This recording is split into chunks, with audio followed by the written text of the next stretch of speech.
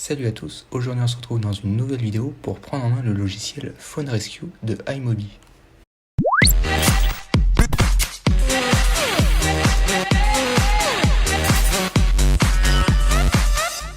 iMobi est une société spécialisée dans le développement logiciel et propose notamment de nombreux logiciels compatibles Mac et Windows, de récupération de données, de gestion de données comme Anytrans.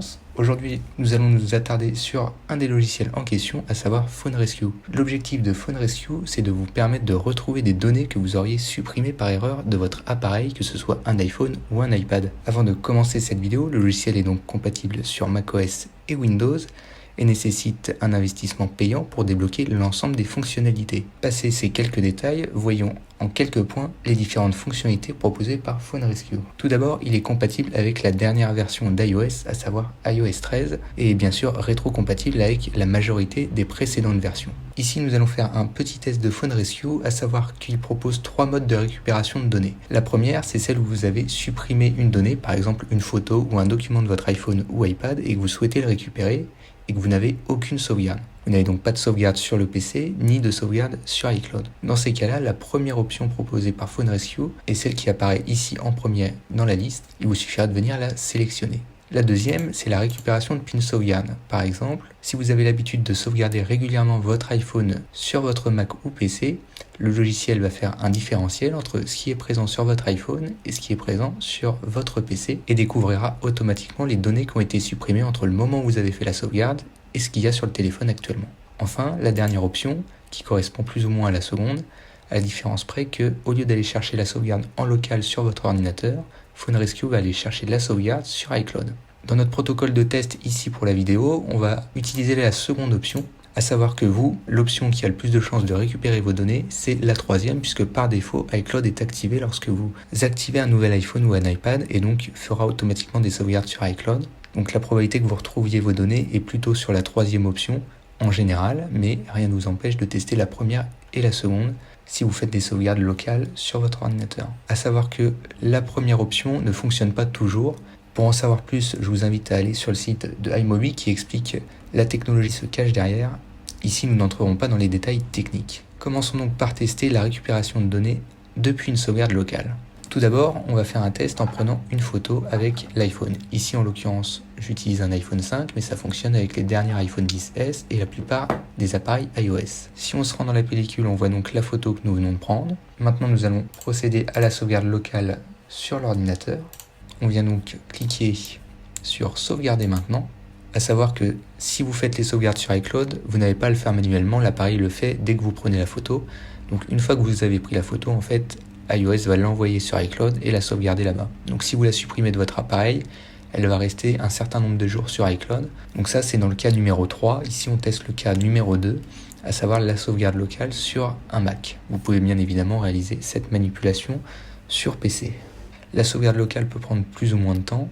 Ici, comme il n'y a pas grand-chose, ça met que quelques secondes. Voilà, donc là, vous avez fait votre sauvegarde locale il y a X jours et vous décidez de supprimer malencontreusement la photo qui est présente sur votre appareil.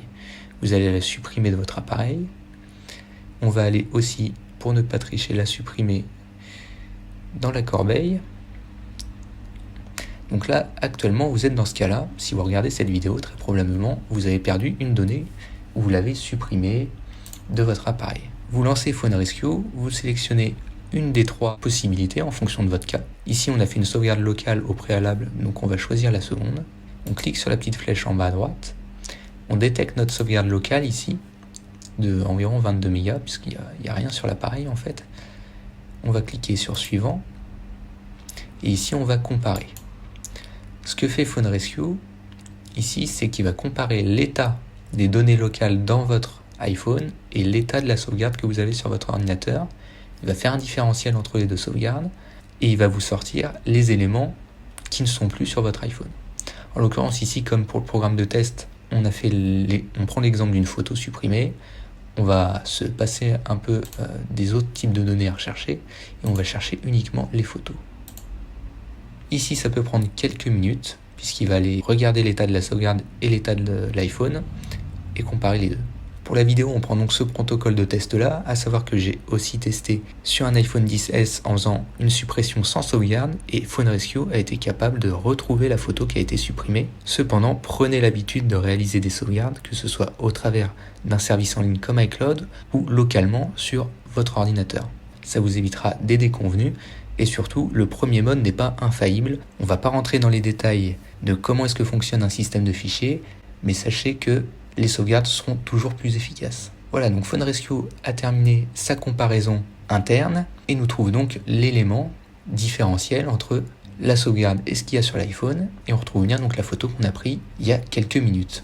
Donc là, il nous dit bien ici tous les éléments retrouvés. Vous pouvez la sauvegarder sur l'ordinateur ou la renvoyer sur l'iPhone. On va donc ici la renvoyer sur l'iPhone et on va marquer récupérer. Ça peut prendre un petit peu de temps, en l'occurrence comme il s'agit uniquement d'une photo.